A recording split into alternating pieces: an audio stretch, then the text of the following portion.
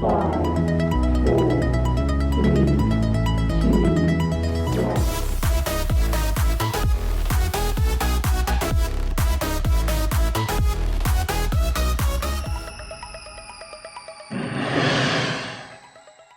But what do world-class athletes, in your opinion, do better than everybody else? Two things I would say. I would say the best world-class swimmers are unusually eager. When I just listened to Duncan talk about his 200 freestyle, and I know Tom Dean sort of through knowing his sister that swam at Duke with Alyssa, having coached Kathleen since she's 14 years old. You see it comes out in different ways. I mean, a sprinter's not going to have the same sort of Kathleen today asked in the beginning workout, what's the set today? Because I have a caffeine pill here. If we're going to do something really hard, I want to take caffeine pill. And then she says, and I have a racing suit. If we're going to do something really fast, I want to put the racing suit on. So it's sort of like, here she is, how many years into this, and especially the ride she's had with Crohn's and with some of the injuries she's had, and she's still this eager. Okay, so that's one thing. And then I'd say attention to detail. I mean, I think the other thing is they're I'm not talking about just a world-class athlete. I'm talking about the world class of the world, the tip of the spear, the people who are earning medals at the Olympics or fighting for those medals.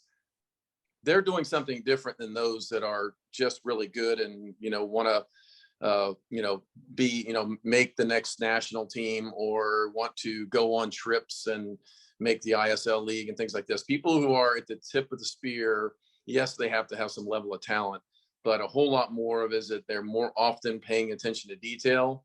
That includes their living, the way they live, the way they think, and the way they come to practice and execute.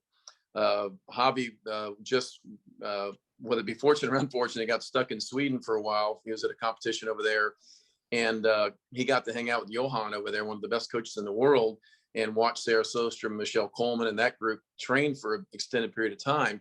And that's one of the comments, and I'll let him tell you about that a little bit. But one of the comments was, Sarah's a lot like Kathleen, and that's and I think that's what you see at that level. Is just there's this engine going on in them that's insatiable. And I think for club coaches that are watching this broadcast, is we've got to be careful to not coach that out of people. Like the people that have that kind of eagerness, sometimes they can be a little obnoxious. Like they're people who you just want to say, hey, just calm down. No, well, they're excited. They don't want to calm down. They want, and sometimes they'll get there early. Kathleen used to get to practice back at Swim Mac an hour before practice just to watch the older kids practice so she might learn something. And so some places we wouldn't allow the younger kid to come in the pool and watch. Well, that'd be a big mistake, because as a talent code, one of the books that everybody needs to be reading says is that ignition, that idea of seeing the future and what they can do and being excited about that leaning into it, what young people glare at or stare at or gaze at. Those are things that when special moments are happening, and they're really forming their heart's desire, and that inner fire is getting stoked at that time.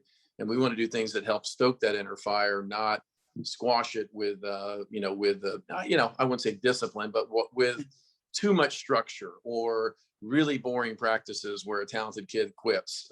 We want to keep things to where we keep those sort of sparky kids in our sport, and to me, a lot of times they turn out to be our best athletes. I love it. Javi, anything to add on that? I think just similar to what David said. Just they also think that they're the best. Like you tell them something like that looks pretty good. Like, yes, I know. Like I understand that. Like I understand that. I'm the best at that. So and it happens to me when I was in Sweden. Happens to me here in Team Elite a lot. It's not that I have the vast experience as David has, but the little amount of when I was in ISL, I was handling also a lot of those athletes, and they were all like, "Yes, I know, it's good." They're like, "All right, I love it."